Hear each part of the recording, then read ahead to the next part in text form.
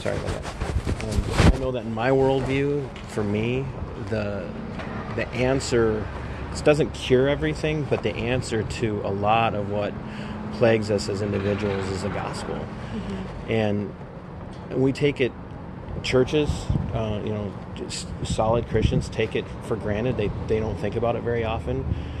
But the world is broken, and people in every career field, whether they be teachers or lawyers or trash collectors or laborers or anything, they're hurting and they're grieving, and sin is the cause of that. And if you have the answer for that and you're not willing to tell them, if you're truly a Christian and you're not willing to tell them that message, if you're not really willing to tell them what Christ did in dying on the cross, then you're actually not loving your neighbor the way Christianity talks about. Yeah. And that's one of the reasons why I come out. And I know that that's going to be hard to get aired on TV. So, unfortunately, but, we have an anchor who she's a... Is that Betsy? Betsy, yeah.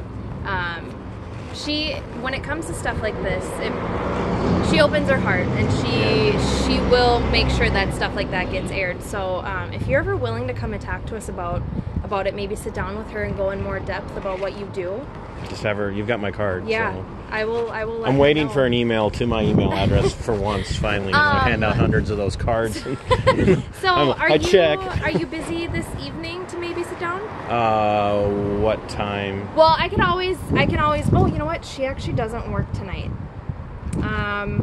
Let me give her your card, and we can always try and see if there's another time. Maybe if more information comes out with this, I'll have her reach out to you. Yeah, so I will do that. Absolutely Thank fine. you. So, it's very nice. And your to name meet you. was Marissa. Marissa. Yes. So. Good luck, and here. Hopefully. Now you can retire. Thanks a million. Oh, thank you. So obviously, if you know what I do, you'll figure out what's on the back. So. Yes, sounds good. It was nice to meet you, nice Marissa, to meet you. and I hope that this turns out to be him recovering decently. It's really hard. When you hear that somebody's had a gunshot wound to the head.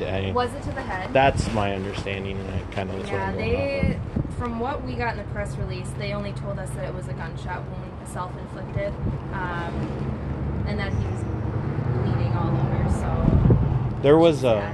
there's. I don't know if you've ever heard of Blaise Pascal. He was a French mathematician several centuries ago, and he converted to Christianity relatively late in the scheme of things in his life. He died, I think he was 35 or 36. Okay. But one of the things that he said, and it's so true, is said that the cause of conflict in the world is just the search for happiness, the search for joy. And he says, so one man going to war with another man oftentimes is because he's searching for joy. Two people arguing over something or having conflict in their lives is a search for, one of them wants joy, the other one wants joy, and their quest for joy is a conflict with each other. And something else that he said, and part of that was that even the person who hangs themselves is searching for joy. Yeah. And he said that in context of the gospel message, which is really, he said, true joy is in Christ.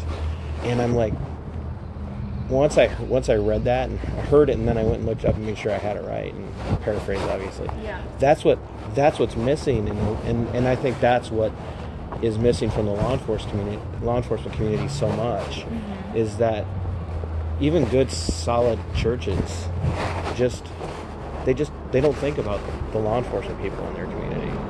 They don't, we'll reach out to criminals, we'll send people into detention centers to do Bible studies. And great, I don't begrudge anybody that. Well, what about the ones that are putting them in there that have to deal with the ugliness of society that you and I never want to see? Yeah. Part of your job. We'll see it, but I mean, they're there. Don't see as much gruesome as they do. They're there in the grit, in the grime, and they're affected by it. And so even if this ends up being something on a darker side, somehow his crew affected it. Yeah. There's just no way around it. When I heard that, like, when I reached out to Scott, I was like, mental illness within our local law enforcement. I mean, they don't want to talk about it, well, but you can't. It's there. You can't when you're in law enforcement because your career, depends on not having mental health issues. Yeah. And you ask any officer that's out there, it's on the roads.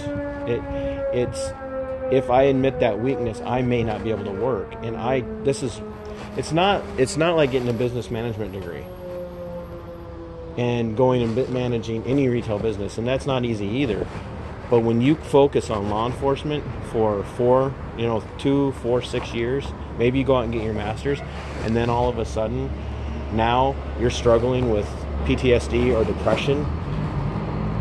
That doesn't look good. That does not look good. And if they say, like, sorry, you can't work here anymore, you're probably not going to be able to get a job anywhere else. And so that's a huge burden, because you have to be able to pass the psych eval just to get a job.